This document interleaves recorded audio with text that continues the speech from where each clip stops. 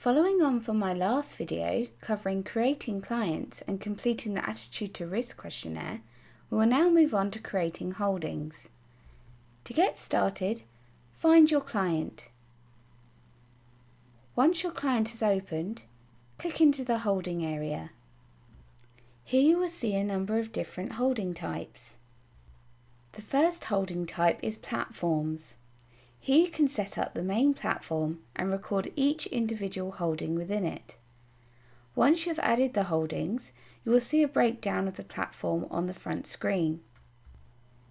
The SIP area has a similar setup to a platform where all holdings can be set up within it. We next have the plan area. This is for holdings not on a platform, for example, ISAs, bonds and personal pensions. We then have the assets area. These are for directly held assets, for example shares not available on the FE feed, and property. You must set up the custom asset types within settings before adding to this area. Lastly, we have the accounts area. This is for any other accounts, like a current account for instance. I'm going to start by adding a platform. You are able to free type in the name field, but the remaining fields are important to complete correctly if you have a contract inquiry license. These fields have a magnifying glass. This indicates you need to pick the providers and products from a drop-down list.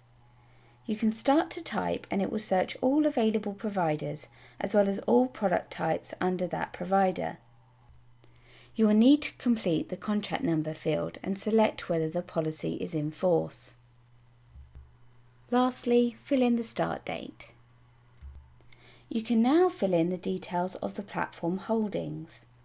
I'm going to add an ISA to our platform.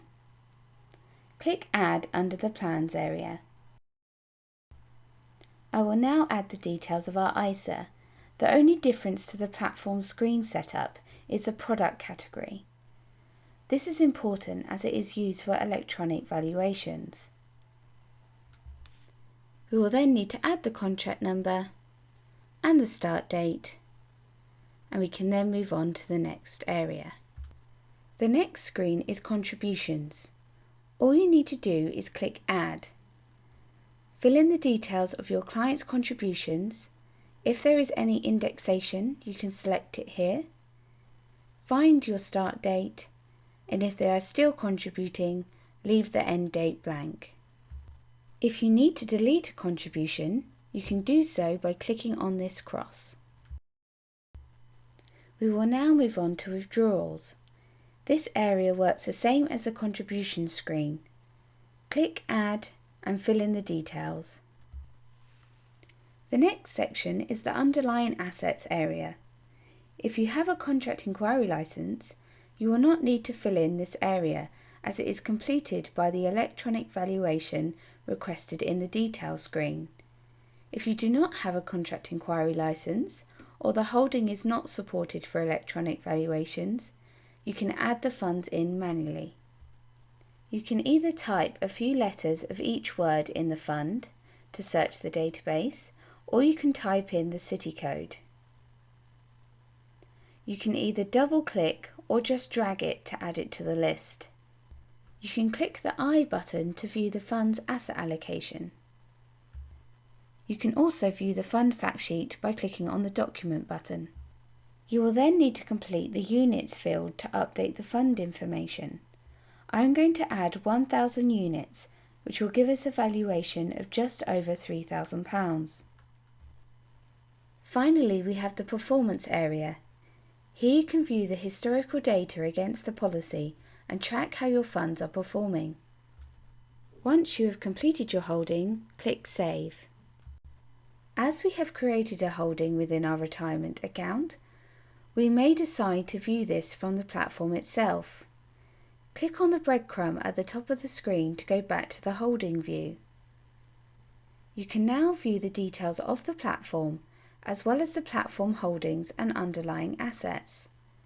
If you would like to see the overall performance of the platform, click on Performance. To go back to the list of holdings, click on your client name at the top of the screen. We can now see our platform, as well as the breakdown of the holdings within it. Just click on the arrow to open each area. Once you have created a holding, you get some further options. First, you have a holding report. This will summarise the holding with all contributions, withdrawals and funds. The second is copy. If you have two similar policies, this will duplicate it for you to save time. The third option is edit. Click this to open the holding. Finally, we have delete. Platform and SIP setups work in the same way. Plans are set up the same as platform holdings. Assets are different. This is used for directly held assets. You will need to set up the asset types first before continuing. Start by going to the Settings and Custom Asset Types area. Here you can create a number of different directly held asset types. Start by clicking Add. Type in your asset name. You then get the option of setting your custom assets as internal or public. If you select internal, only you and your company can view this asset type. If you select public, you and any companies beneath you can view this. Make sure you tick Is active before moving on. We then have the underlying assets area.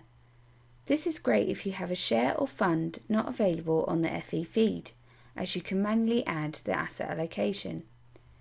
As we have added a property, we need to pick a property asset class. As the property is 100% in a property asset class, we will put in 100%. We will then need to click Update Graph to set the asset class. We will now click Save and Close to go back to the asset list. We can now add this asset to our client's holdings. Click Clients, then Holdings. To add the asset, click Add. Here you will need to pick the asset type. You will then need to enter the name of the property and select the purchase date. The next step is the current valuation. Just add in the net value, if they are taking any income, and the income frequency. For this asset, under the underlying assets, it will be 100% in global property. If you have added a share, for instance, you will see the asset allocation pulled through here. You can then view how the asset has performed. We will now go back to the holding list. Lastly, we have the account area. This is set up in the same way as a plan. If you would like to create a report that summarises all holdings, you can generate a policy report. This allows you to select the holdings you would like to include, creating an in-depth view of all of your holdings. This includes asset allocation, valuations, and fund details. Thank you for taking the time to view the video today. If you are interested in any other Synaptic videos, you can find them on our website under Support Training Videos. Thank you.